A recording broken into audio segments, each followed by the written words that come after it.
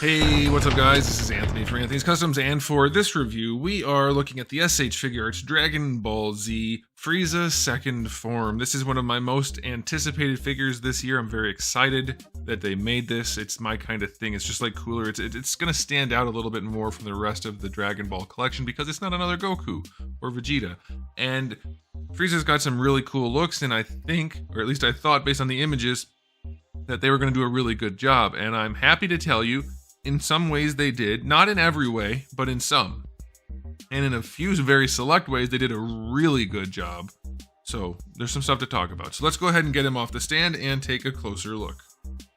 Okay, before we get into the important stuff, I just have to ask, how many of you, when you saw the promo images of this pose, did you think he was flipping the bird? I think I worded that wrong, but you know what I mean. I thought for sure at first that he was definitely giving everyone the middle finger. And then I looked, I was like, okay, he's not. But it really looked like it. And every time I saw that image afterwards, I still thought the same thing. Like just for a second, like he is, isn't he? No, he's not. All right, so here he is. He stands, he's got some height to him. He stands about 7.5 inches to the top of his head, a little over 8 if you count his horns. That's going to make him roughly, let's say 19.5 centimeters and then closer to 21. Here he is up against Darwin. Marvel Legends Darwin comes up about head sniff and height for FRIEZA. And then here he is up against Gherkin. Which, yes, they do scale the big guys down a little bit and the small guys up a little bit. That is the way they've been doing this line from the start. I think this is close enough though. This form of FRIEZA's, I mean, it changes of course, but I think the easiest thing is to say he's a little bit taller than Piccolo, and Piccolo's a little bit taller than Goku. Without actually having canonical heights that are perfectly consistent, I think it's good enough. Would it be better for the big ones to be bigger? Yes, and that's what she said, but it's true for these. I don't think it's absolutely necessary. Okay, so let's do a question of the day.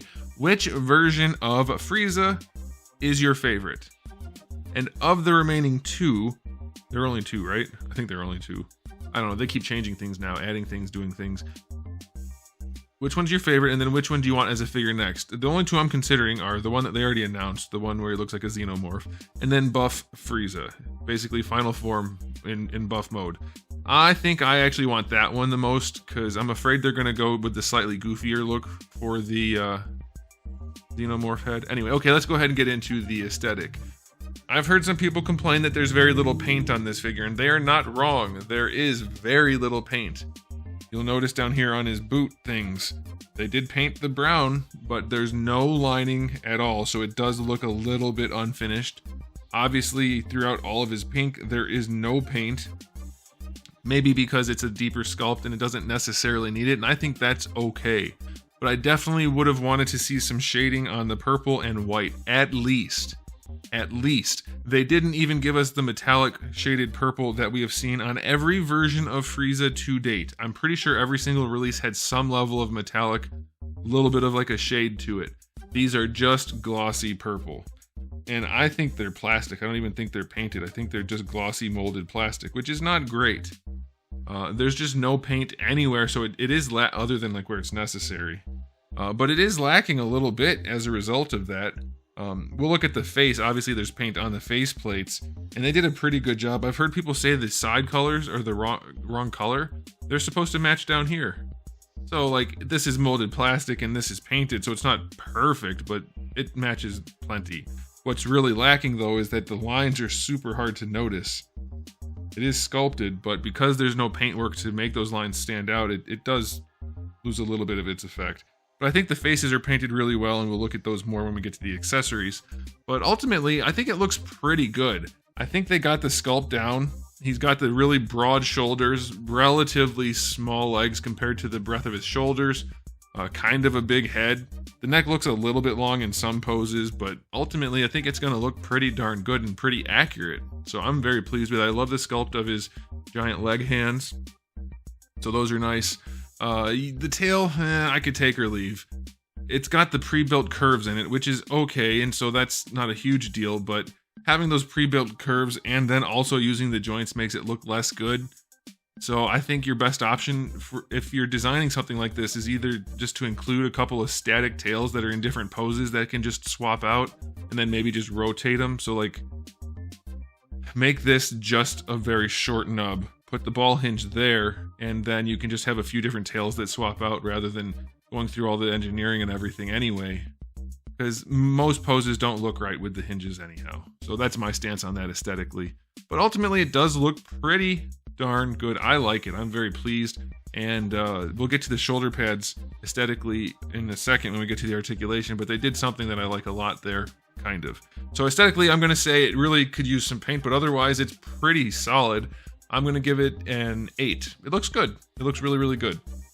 Okay, now as for accessories, we have two different heads. The whole head is, like, not the faceplate because we have faceplates too, but the heads are different. We have one for the two kind of neutral faces, which would be the stern face and then the smiley face, and then we have a different head.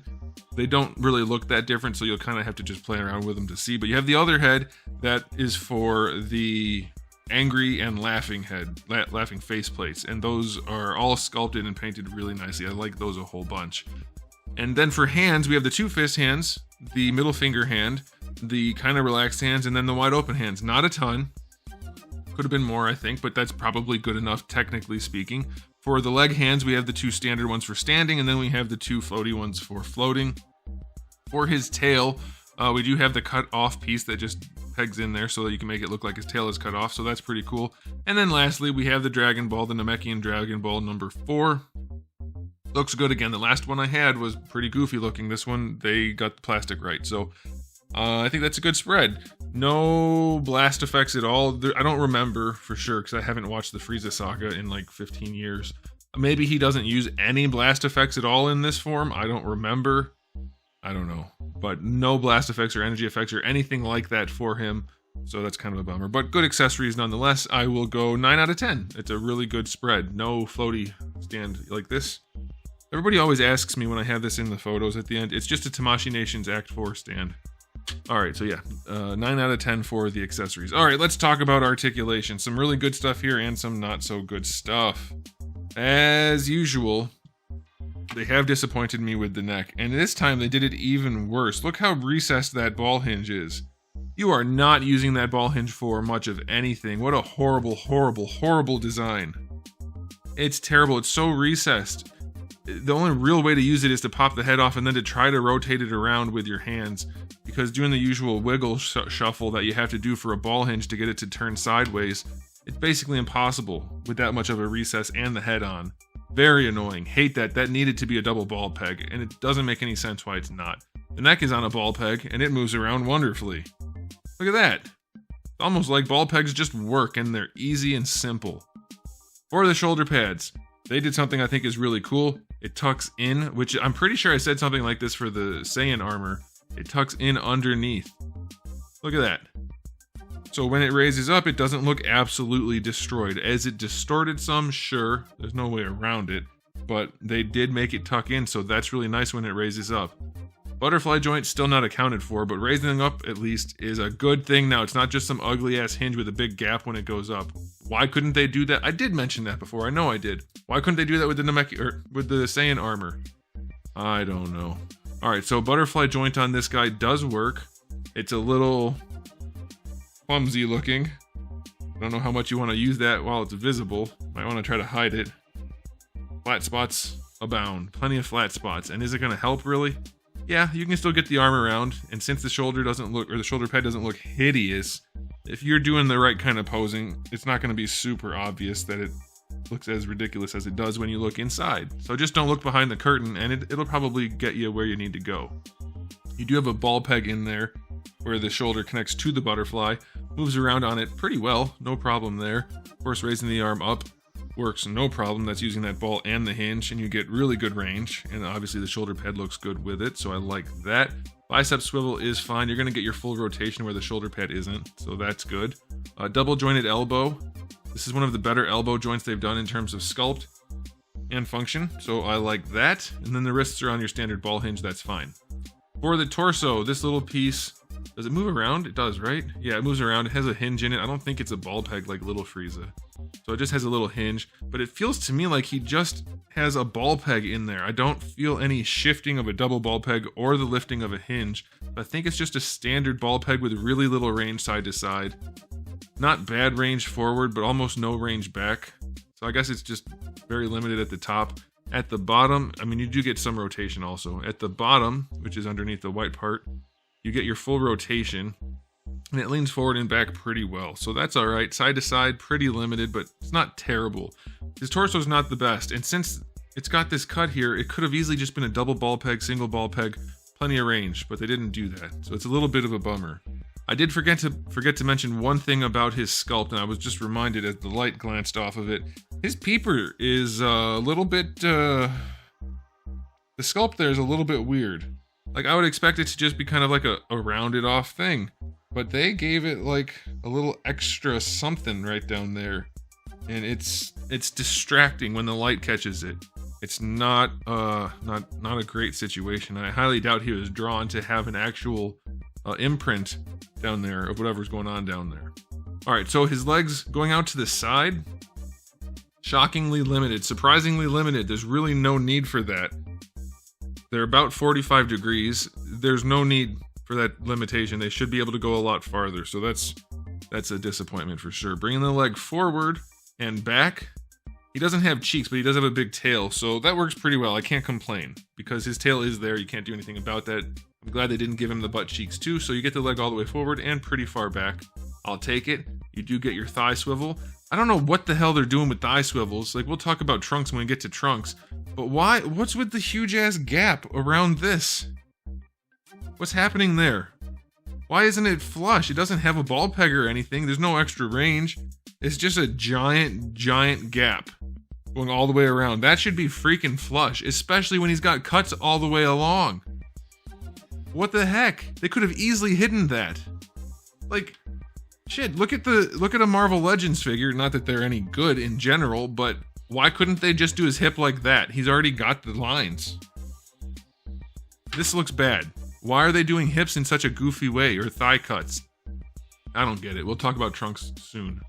All right, for the knees, like the elbows, they work nicely. Good sculpt, good range. No problem at all. Ankles. This is how you freaking do an ankle on a FRIEZA figure. This is wonderful. You got a big ball peg at the top. Then you get a big ball hinge at the bottom. No huge gaps. Plenty of range. All the range you could want in every direction. This is exactly how you do a FRIEZA ankle.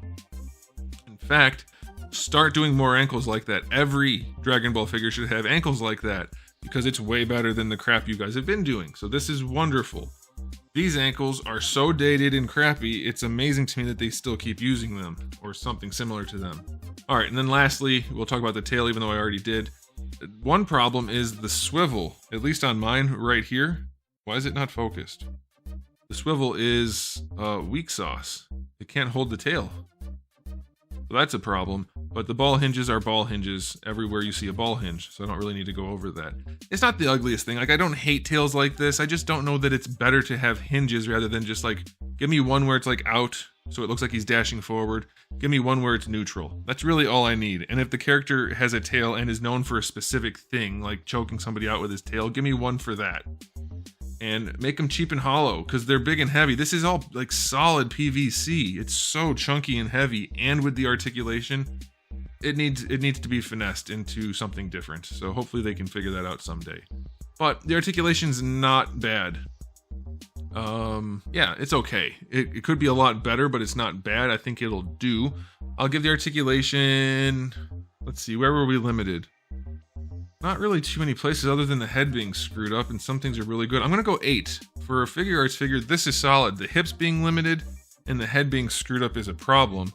The torso could be a lot better. Yeah, I'm gonna stick with 8. It's a good set of articulation, but it's not great. We've seen better. Cooler is better. Cooler is cooler than Freezer.